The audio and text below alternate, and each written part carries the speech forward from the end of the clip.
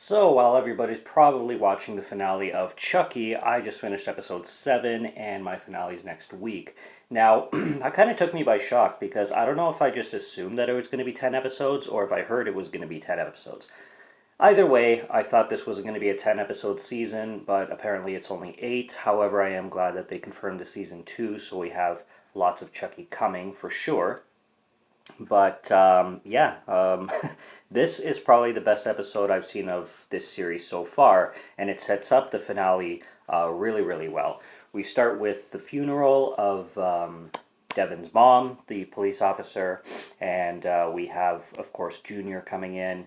Um, Being his teen angst, nonchalant, anti-hero self, whatever you want to call it. Now, I'm not blaming him for losing his mom. Obviously, that's huge, and he's going to react to that. I'm not blaming the kid whatsoever for that, but he certainly is overreacting by putting all the blame on Jake and just thinking that he's the pariah and he's the Antichrist by just showing up and then having all this bad shit happen, even though nothing like is directly connected to Jake in any way, shape, or form for all these tragedies happening.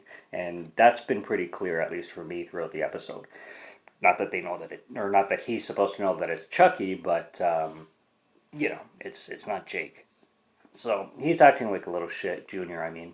Um, the gas station scene in this episode, I'm not sure and I understand fully why Andy left Kyle back at that gas station and locked the door and just took off.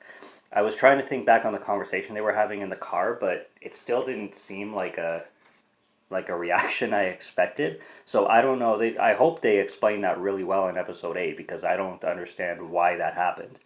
I'm really curious on that one, and it definitely left me confused, and I don't know. I don't know how to think about that one, but regardless. Um, Chucky does quite a good job convincing Junior to, become psychotic himself. Now, was this the first time that Junior saw Chucky, in motion and start talking? Because if it was, Junior must have some kind of psychological thing going on because how is he just so nonchalant about it? That didn't make any sense to me.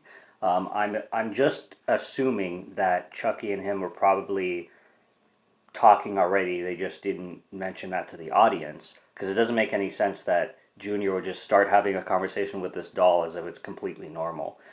And I wanted to add another point to that. Charles Lee Ray himself must be the best masterclass manipulator there is because he's in doll form.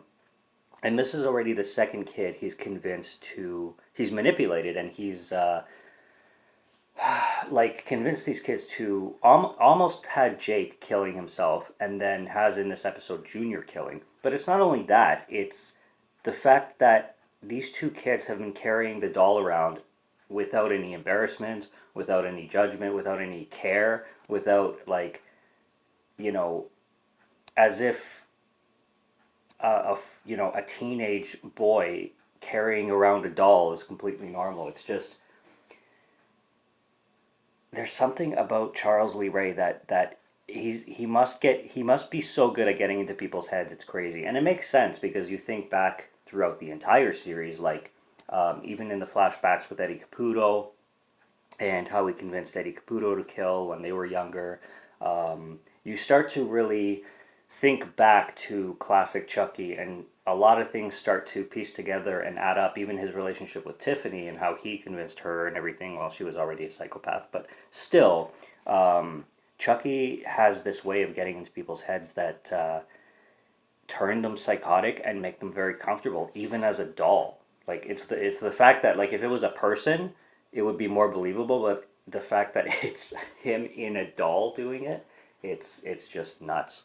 Um, they set up the finale really well, so I'm extremely excited and curious to get to that. I really loved the scene where Devin discovers Chucky in Nika, when he unties her from the chair with the tape and everything, because what a terrifying thing to have this spirit live through a doll and witness it, and then realize and have a reveal that this spirit not only can possess dolls but can possess people, because that's the first time Devin is figuring that out.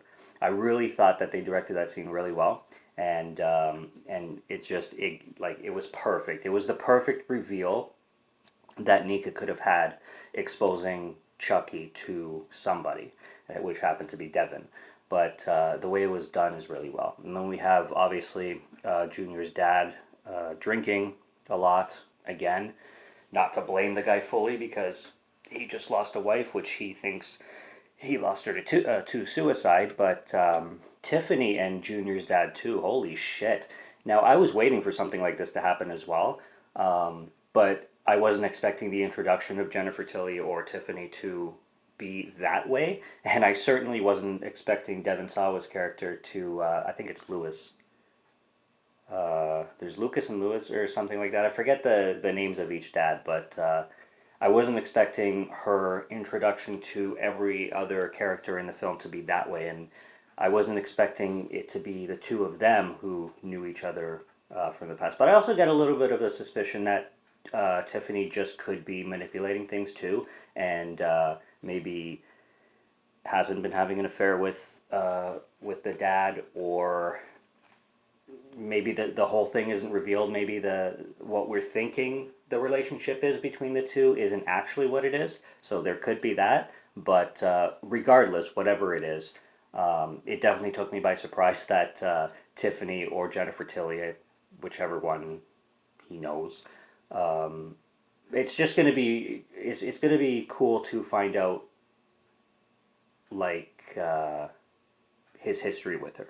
Either way, that whole kill was pretty wild and pretty disturbing. Junior has fully lost it. He's gone full ape shit mode, and I'm wondering how they're gonna get rid of him, because he's obviously not going to. He's either going to jail or he's gonna die, obviously. And I'm wondering how they're going to treat his character, what his plans are from here. Like, I'm definitely going after Jake, because he has a personal vendetta for Jake, so that's the first person he's going for. But will he go for Lexi and Devin as well? I guess we'll just have to see. I loved it. I love Chucky's attitude in this one. Like I said, with the whole manipulation thing, he's crazy good at it, because before the series started, I was like, how is it going to look normal if this kid is just carrying a doll around school? Like, a grown kid. Like, he's not, like, in elementary school.